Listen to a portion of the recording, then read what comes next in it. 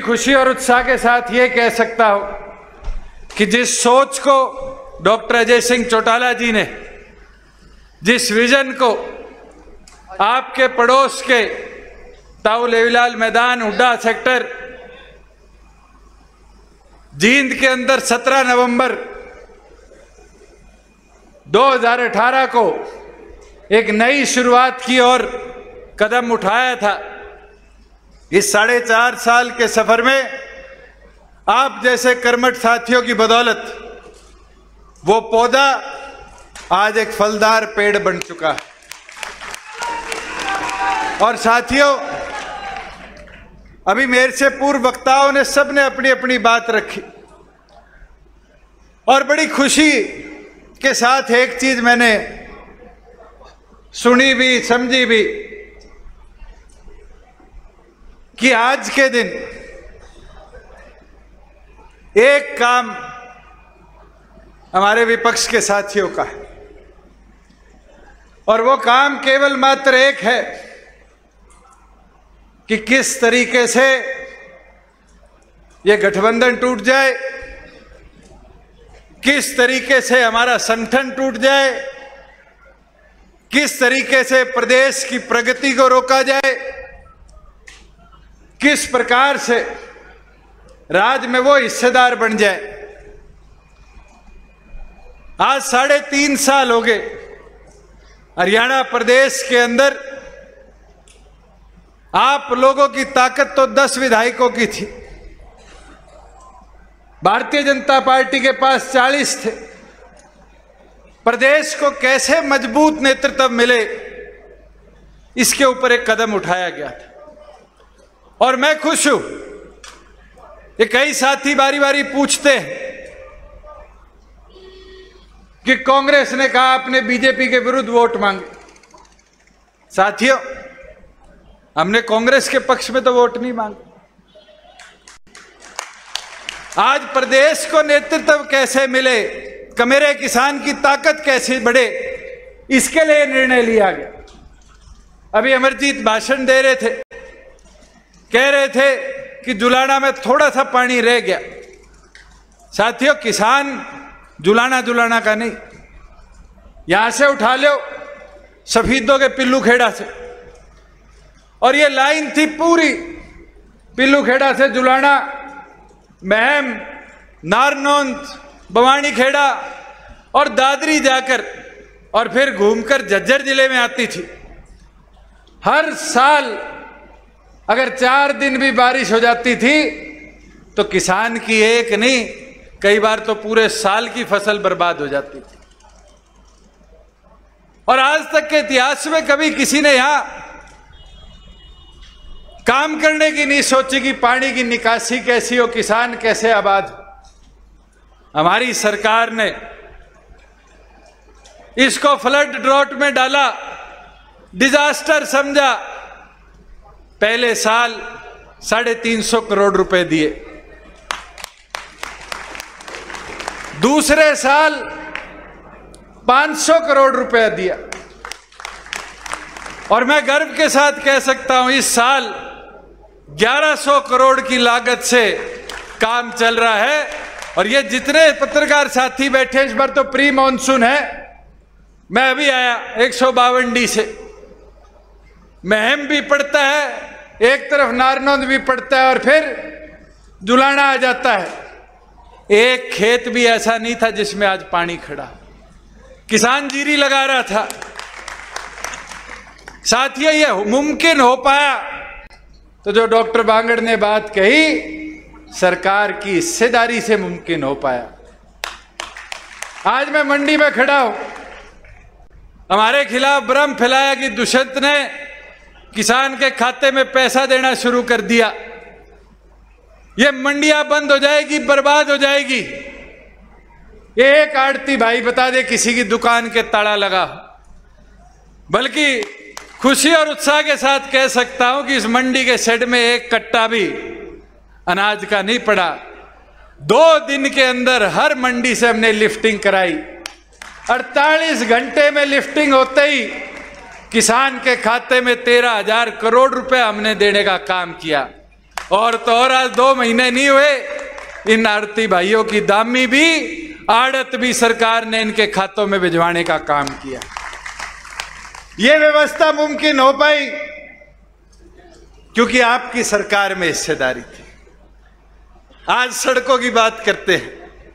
मैं 2-4 दिन पहले राजनीतिक भाषण जो पिछले 1 महीने में हुए हैं उनको देख रहा था, समझ रहा था कि क्या बोला जाता है। एक चीज बड़ी खुशी के साथ कह सकता हूं, सारे एक चीज बोल के जाते हैं कि हरियाणा की सड़कें बहुत अच्छी हैं। साथियों, चाहे हमें केंद्र से फंड लिया, चाहे हमने नाबार्ड से लिया, चाहे हमने सीआरएफ में लिया, चाहे हमने प्रधानमंत्री ग्रामीण सड़क योजना में लिया, आज हरियाणा प्रदेश के अंदर इतना अच्छा रोड नेटवर्क हम बना पाए। अमरजीत कह रहा था मेरी 6 सड़क रहेगी। आज ये नहीं बताया कि जुलाना हल्के के अंदर 300 करोड़ की सड़कें बनी हैं। सफीदो हल्के में 125-150 करोड़ की सड़कें बनी हैं।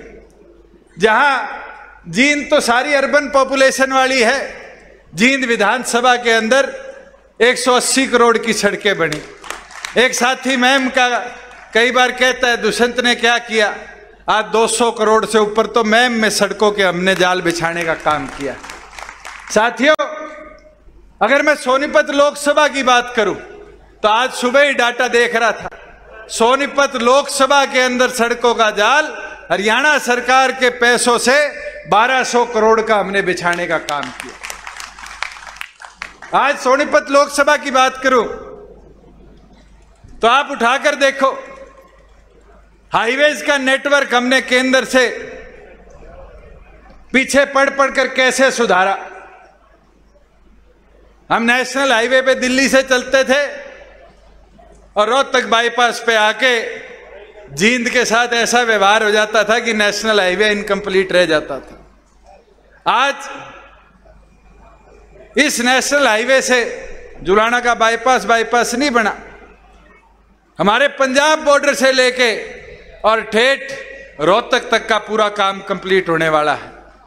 आज जींद से लेके जो सोनीपत लोकसभा का सेंट्रल वर्ग कह दो, गोहाना से लेके सोनीपत तक का सड़क, इसका निर्माण अगले 3 महीने से 4 महीनों में पूरा कंप्लीट हो जाएगा। और तो और आज नेटवर्क को इतना बेहतर बनाया कि मोबिलिटी ऐसी होगी, पहले अमरजीत को जुलाना से अगर चंडीगढ़ जाना पड़ता था तो 5 घंटे लगते थे नहीं लगते थे, और अब तो 5 घंटे में मेरे पास आ भी जाता है, काम भी करा जाता है और वापस घर आ जाता है। 152D से कनेक्टिविटी कैसी बेहतर हमने करने का कार्य किया है। साथियों, मैं एक चीज जरूर कहना चाहूंगा। एक आज सुबह शायद पंजाब केसरी में किसी अखबार में कार्टून छपी हुई है, चाबी मेरे हाथ में दिखाई हुई है, दैनिक ट्रिब्यून में। मैं तो आज कहता हूं ये चाबी यहीं रहेगी और हरियाणा विधानसभा का ताला यही चाबी खोलती रहेगी। साथियों, मगर उसके लिए अगले 1-1.5 साल मेहनत करनी पड़ेगी। मैं खरखोदा गया उस दिन पवन के, मैं एक बात कही, मैं पानी से नहाओगे तो लिबास बदलोगे और पसीने से नहाओगे तो इतिहास बदलोगे। अगर इतिहास बदलना है, वो परिवर्तन लाना है, तो साथियों अगर हम 11 महीने की मेहनत में 16% वोट और 10 विधायक लाकर वो ताला खोल सकते हैं विधानसभा का, आज तो 4.5 साल हो गए, 1.5 साल मेहनत का आगे है। आप मेहनत नहीं करते रहो और ये विश्वास के साथ कह सकता हूं कि फिर ये चाबी चंडीगढ़ तो जाएगी, मगर लोकसभा के अंदर भी हिस्सेदारी लेकर दिल्ली की पार्लियामेंट में भी हम जाने का काम करेंगे। साथियों, मेरी तो एक विनती, एक प्रार्थना आपसे है, मेहनत हमें बूथ लेवल पर करनी पड़ेगी और बूथ लेवल पर मेहनत करने के लिए आज के दिन एक एक व्यक्ति तक पहुंचना पड़ेगा। आज हमने तो अपने वादे पूरे करे, 50% हिस्सेदारी पंचायती राज के अंदर ये मेरी माताएं बहनें बैठी है, इनको दिलवाने का काम किया। श्रीमती नैना चौटाला जी के आदेश अनुसार राशन डिपो में इनको हिस्सेदारी दिलाने का काम किया, मगर संगठन के अंदर इनकी हिस्सेदारी बढ़ाने की जरूरत है। और मैं ये मानता हूं उस संगठन की हिस्सेदारी के लिए जो श्रीमती नैना चौटाला जी के आदेश है कि हमें हर बूथ पर एक बूथ सखी बनानी पड़ेगी, मैं तो आपसे आग्रह करता हूं एक महिला एक बूथ पर मजबूती से अगर संगठन का काम करने लग जाए तो आप अपनी ताकत नहीं सोच सकते आंख से। आज आपकी ताकत 50% आबादी है। इस 50% की ताकत को जब चूल्हे चौके तक पहुंचाकर वोट मांगने की शक्ति बना दोगे तो फिर 16% नहीं, वो तो 11 महीने की मेहनत में 16% था साथियों। फिर प्रदेश के अंदर 40% वोट शेयर पर पार्टी को लाने का हम काम करेंगे, मगर उसके अंदर शीला बयान जी को बूथ लेवल तक ले जाने का काम आपने करना है, बबीता दहिया जी को बूथ लेवल तक ले जाने का काम आपने करना है, और बूथ लेवल पर जाकर एक एक बूथ पर एक एक हमारी महिला को जोड़ने का, माता बहन को जोड़ने का। और तरीका मैं आसान बता देता हूं। मैं भी सोचता था कि महिला एक्टिव कैसे होंगी, और मुझे वो दिन भी याद है 2013 का, जब डॉक्टर अजय सिंह चौटाला जी सलाखों के पीछे गए, और उस समय सबसे बड़ी ताकत अगर कोई बना तो श्रीमती नैना चौटाला जी बनी। उनने हौसला नहीं दिया, उनने मैदान में उतरकर महिला शक्ति की ताकत को संगठन को समझाने का काम किया। चुनरी चौपाल शुरू करी गई, और वो चुनरी चौपाल हरियाणा प्रदेश में जहां लोग कहते थे 2-3 विधानसभा में हो जाएगी, समय कम था, 11 महीनों में 71 या 72 विधानसभाओं में चुनरी चौपाल करी, और एक से बड़ी एक हुई। और उसमें योगदान किसका था? योगदान था जैसे हमारे घर से श्रीमती नैना चौटाला जी उतरी, वैसे ही कार्यकर्ताओं की बहन, माता जी, वाइफ, ये मैदान में खुद कार्यकर्ता बनकर मैदान में मेहनत करने लगी, और उस शक्ति ने प्रदर्शन ताकत का दिखाया। और आज मैं कहूंगा वो दोबारा 50% हिस्सेदारी को खड़ा होना पड़ेगा। वही युवा साथियों, आज आपकी शक्ति प्रदेश के अंदर वोटर्स में, अगर मैं 40 साल से नीचे मानूं तो कोई छोटी नहीं है। 68% वोटर आज 40 साल से नीचे। उस शक्ति को बूथ के योद्धा के तौर पर खड़ा कर दो, और बूथ योद्धा के आज मैं रिव्यू कर रहा था, लगभग 315 बूथों पर हमने 1 महीने में बूथ योद्धा बनाए हैं। काम शुरू हो चुका, और मेरा ये टारगेट है कि हम बूथ योद्धा की जिम्मेवारी हरियाणा प्रदेश के 19,500 बूथों पर इस सितंबर के अंत तक पूरा करें, और सितंबर के अंदर हमारे बूथ की शक्ति को युवा शक्ति के तौर पर दर्शाने का काम करें। साथियों, ये छोटे छोटे काम हैं, मगर ये संगठन में मिलकर हम सबको करने पड़ेंगे। हमारे सेलों की ताकत को बढ़ाना पड़ेगा। आज एससी सेल है, बीसी सेल है। आज ईश्वर सिंह जी बोलना भूल गए। हमने पीछे चंडीगढ़ बैठक करी, मैं कहा चोई साहब, घोषणा पत्र की मुख्य मांगे तो सरकार में हमने पूरी कर दी, आम जनता को कहां पीड़ा है, कैसी समस्या पूरी करे? तो चौधरी ईश्वर सिंह जी ने सुझाव दिया, पता नहीं कौन से सन की बता रहे थे कि हमारे एससी साथियों के लिए लीगल एड की सुविधा शुरू करी, 50,000 रुपए। अगर उस पर कोई क्रिमिनल एक्ट हो जाता है, कहते समय इतना ज्यादा आगे बढ़ चुका, 50,000 रुपए से आज गरीब आदमी को कोर्ट की लिटिगेशन लड़ाई नहीं जा सकती। मैं कहा चौधरी साहब सुझाव दो। 21,000 रुपए में कोर्ट केस, कैसे गरीब आदमी लड़े? मैं आज आपको कहता हूं चौधरी साहब, यूं ही सुझाव दो आम गरीब को कैसे सशक्त किया जाए, और ये वादा है उस 21,000 को 1 लाख रुपए भी हम करवाने का काम करेंगे।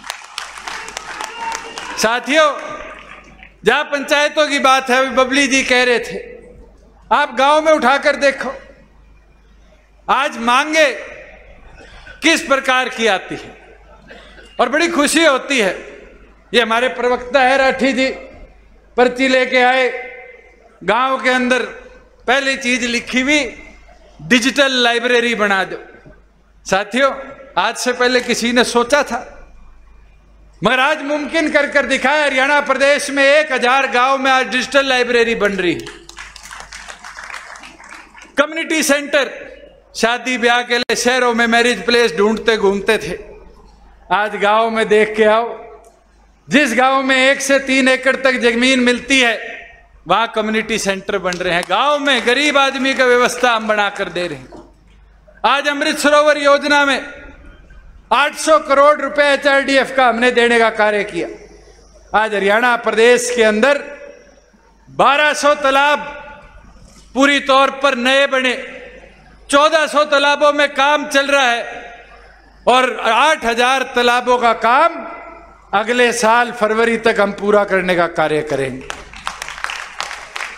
आज गांव के अंदर की सड़कें हो, गांव विकास कार्य हो, मुझे नहीं लगता कि ये पहले मुमकिन होता था कि गांव का आदमी भी सरकार को सीधा भेज दे, हमारा ये काम करना है। पहले सरपंच की बोर लगवाओ, फिर किसी विधायक मंत्री को पकड़ो, वो लिखता था एस्टीमेट बना दे। आज तो ये सुविधा आपके मोबाइल में है, और उस सुविधा का लाभ क्या है? ग्राम दर्शन पोर्टल खोलो, गांव की मांग लिखो, सरकार को तुरंत जाती है, फिजिबिलिटी चेक होती है, और सरकार आपके काम के लिए पैसा सैंक्शन कर काम पूरा कराने का कार्य। साथियों, मैं 2-3 चीजें और आपको बताना चाहूंगा। हमारी एक कमी है और हमें वो जाननी पड़ेगी। हमने काम बहुत करे, मगर उस काम का प्रचार और अंतिम व्यक्ति तक उसकी बात को कैसे पहुंचाया जाए, इसमें कहीं ना कहीं हम कमजोर रह गए। आज खुद सोचो कि प्रदेश के अंदर फसल खराब हो जाती थी, हुड्डा जी के राज में यही जींद था, यही सफीदो जुलाना थे, जहां फसल खराबे का 2.5 साल के आंदोलन के बाद मुआवजा मिला। और मुआवजा कितना था शर्मा जी? कितना मुआवजा था? 2 रुपए का, 2.5 रुपए का, 3 रुपए का। आज के दिन तो मुआवजे के लिए किसी के पास जाने की जरूरत नहीं। साथियों, ये कह देते पोर्टल की सरकार है, फायदे नहीं गिनाते, नुकसान बताते हैं। आज किसान अपने मोबाइल से अपने खेत की फोटो सरकार को भेज देता है कि मेरे फसल खराबा हुआ है, और 2-2.5 साल इंतजार करने की जरूरत नहीं। 30 दिन में सर्वे होकर इतिहास में पहली बार हुआ है 181 करोड़ रुपया 67,000 किसानों के खाते में हमने देने का काम किया। ये मुमकिन कैसे हो पाया? ये मुमकिन हो पाया तो सरकार की आपकी हिस्सेदारी के कारण हो पाया। साथियों, मैं एक चीज बोलना चाहूंगा। आज प्रदेश के अंदर बुढ़ापा पेंशन हो, राशन कार्ड हो, ये आम फॉर्म होते थे, इनको भरना पड़ता था, फिर बाबू मोहर लगाता था, फिर बाबू ऊपर क्लर्क के पास लेके जाता था, फिर ढूंढो अधिकारी कौन सा है, ADC है, DC है, SDM है। आज के दिन तो किसी के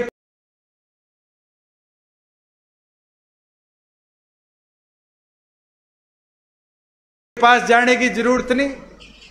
पीला राशन कार्ड, मैं सांसद था तब चाय लेके घूमता था, मैं गरीब हूं मेरा राशन कार्ड बना दो, उसको जगह जगह डोलना पड़ता था। आज के दिन तो अगर इसी पोर्टल पे 1,80,000 से नीचे किसी की आय है तो उसको सिर्फ एक फॉर्म 20 रुपए का किसी गांव के कंप्यूटर वाले से भरवाना है और वहीं साथ के साथ पीला राशन कार्ड प्रिंट आउट होके उसी दुकान पे मिल जाता है। यह सुविधा बन पाई क्योंकि आपकी सरकार में हिस्सेदारी थी। साथियों, ये बारी बारी कहते हैं कि ये तो चिपके पड़ा है। मुझे एक चीज तो बताओ, कांग्रेस हो, इनेलो हो, निर्दलीय साथी हो, इन सारों को एक ही चीज क्यों आती है? इनके समझ में एक ही चीज रहती है कि किसी तरह दुष्यंत से पेंडा छुटा ले। और बारी बारी आप बयान देखना, ऐसा बोला जाता है जैसे मैं इस प्रदेश का सबसे बड़ा दुश्मन हूं। आज प्रदेश को हमने पीछे नहीं ले जाया, आगे ले जाने का काम किया। इस कांग्रेस के राज में 63,000 एकड़ गरीब किसान की जमीन को एक्वायर कर कर प्राइवेट बिल्डरों को दिया। इस सरकार में 1 इंच एक्वायर नहीं हुई। चीका के अंदर ईश्वर सिंह जी ने मांग करी थी कि मेरी विधानसभा का शहर के ऊपर बाईपास बना दो। इनसे पूछो, एक एक किसान से बात करी, 40 से 44 लाख रुपया मुआवजा दिया और एक एक किसान की सहमति पर जमीन खरीदने का काम किया। साथियों, ये सोचते हैं जैसे इनके राज में किसानों पे गोलियां चली थी, वैसे हम किसान के साथ बर्बरता करें। ये नहीं मुमकिन। साथियों, अगर सूरजमुखी की पैसे के बढ़ावे की मांग को लेकर किसी ने सबसे पहले सरकार में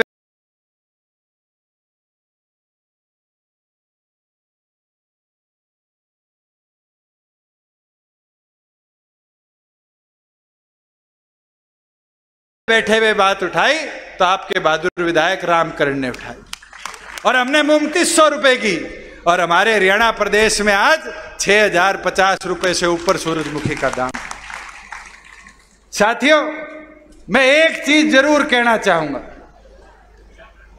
कि आज प्रदेश के अंदर इन्वेस्टमेंट छोटी नहीं, भूपेंद्र हुड्डा के राज में पूरे में हरियाणा प्रदेश में 20,000 करोड़ का निवेश नहीं आया था 10 साल के राज में।